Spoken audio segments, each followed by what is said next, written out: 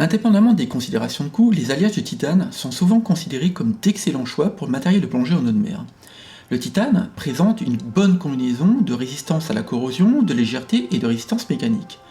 C'est donc tout naturellement que la maison horlogère RZ2, forte de son expertise dans l'élaboration de boîtiers et bracelets en titane, a élaboré plusieurs modèles de montres de plongée. Bonjour et bienvenue dans ce nouveau focus dans lequel je vais vous présenter la RZ2 Endeavour Yulong, une superbe montre de plongée en titane présentant un magnifique cadran rappelant la couleur bleutée et la structure de la glace. Si vous souhaitez être notifié des prochaines vidéos, n'hésitez pas à vous abonner. Quelques mots sur la marque RZ2. Alors cette maison horlogère basée à Singapour a été fondée par Travis Tan en 2020 avec une vision, celle de créer des montres durables, polyvalentes et élégantes, pour les amateurs d'aventure et les personnes actives. C'est en février 2020 que l'équipe fondatrice de RZ2 lance une campagne Kickstarter pour lancer leur toute première collection de montres de terrain en titane appelée Resolute. Inspirée par l'utilisation du titane dans l'aérospatiale pour son rapport force-poids, RZ2 conçoit et réalise ses modèles avec un titane de grade 2 renforcé par un traitement de surface mis au point par RZ2 baptisé Ultra X. Cela leur permet de fabriquer des montres légères et confortables mais qui sont capables de supporter les coups. Via ce traitement, RZ2 annonce faire passer la dureté du titane à 1200 HV sur l'échelle de Vickers.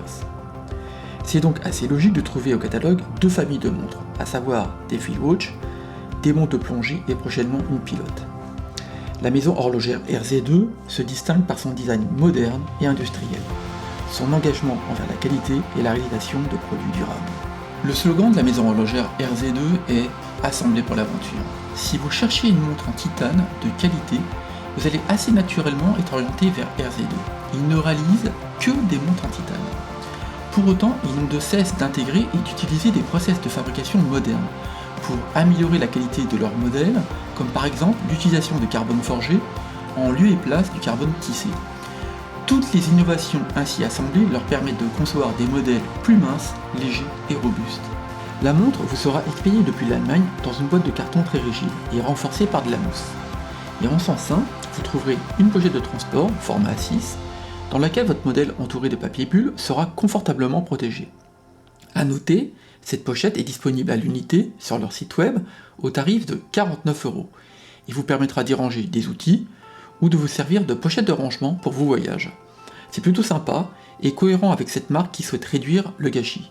Parmi les différents modèles proposés par RZ2, mon attention a été attirée par l'Endeavour, car ils venaient de sortir leur gamme dite glacier.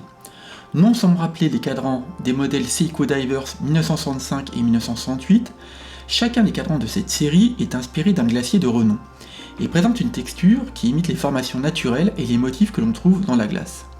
C'est très esthétique.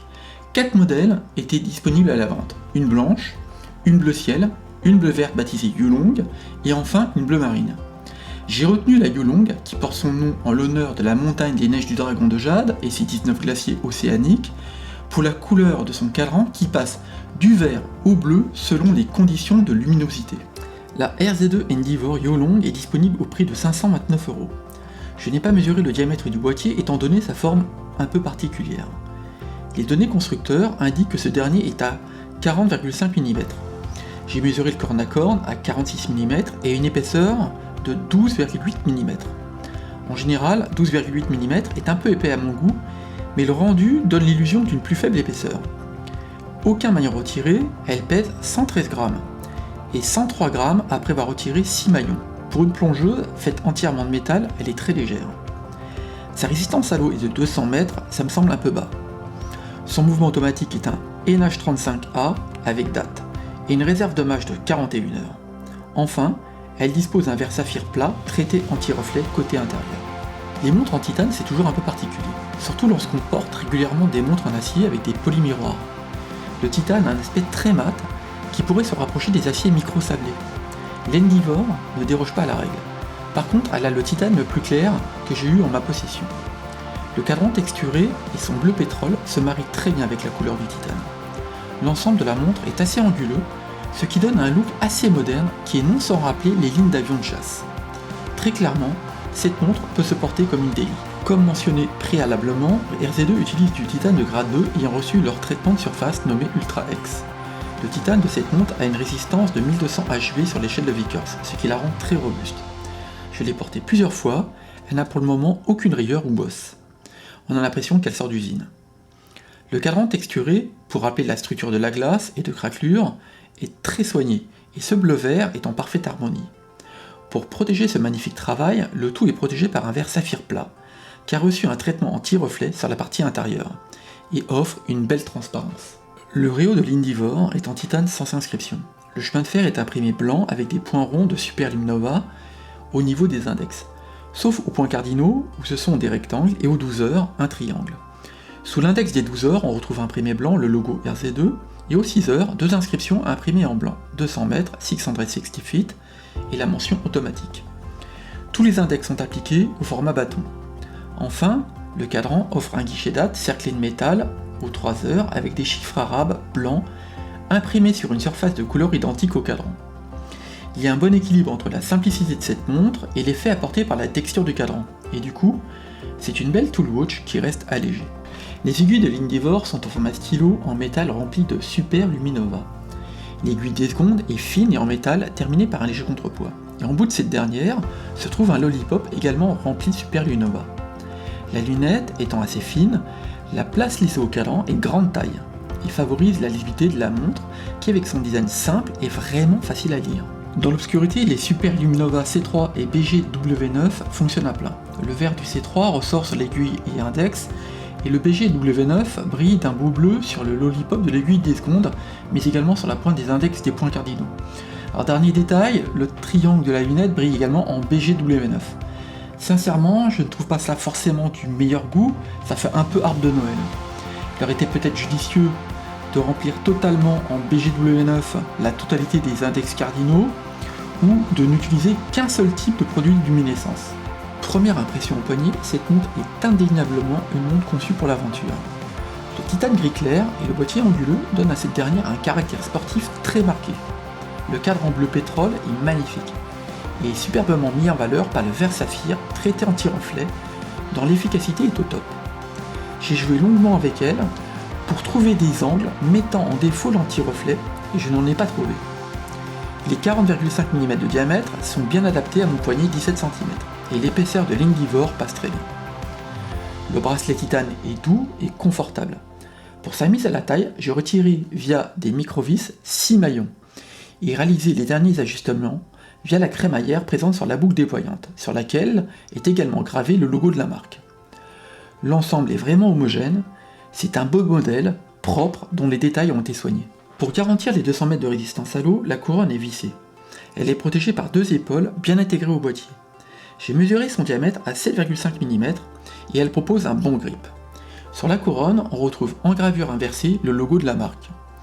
Une fois dévissée, la couronne permet de remonter manuellement le mouvement, et une fois la tige de remontoir tirée, il est possible de faire une mise à jour rapide de la date. Enfin, à la dernière position, un stop seconde s'active et il est possible de régler les heures et minutes. Les positions du remontoir sont vraiment faciles à trouver, et revisser la couronne ne demande aucune gymnastique. Le fond de la boîte de cette RZ2 est en titane massif, vissé, le tout rendu étanche par un joint en Viton. En tout petit, on retrouve gravé déjà le logo complet de la maison horlogère, l'utilisation verre saphir, la résistance de 100 mètres ou 660 feet, le nom du mouvement S2I NH35A, l'utilisation de titane Ultra X, la référence et le numéro de la montre. Ici dans le cas présent, 42 sur 500. En toute transparence, c'est un peu une surprise, car je n'avais pas connaissance que ce modèle était limité à 500 exemplaires. Après avoir échangé avec un contact chez RZ2, il m'a confirmé que chaque couleur était limitée à 500 par édition, mais qu'ils feront plusieurs cycles de production. En conséquence, cette numérotation n'est qu'indicative et ne fait sens que sur les véritables modèles en édition limitée. Le mouvement emboîté dans l'Indivore est un mouvement NH35A de chez Seiko Instruments. C'est un mouvement basique, quantième date, mais néanmoins les mesures au timegrapher ont relevé de très bons résultats.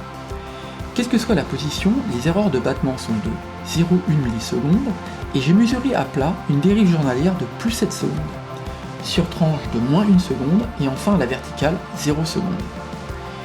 Si vous voulez avoir des informations sur les timegraphers, je vous conseille chaudement de regarder la super vidéo sur le sujet de Corentin de la chaîne Amateur de Montres. Vous trouverez un lien dans le descriptif de cette vidéo pour y accéder sans difficulté.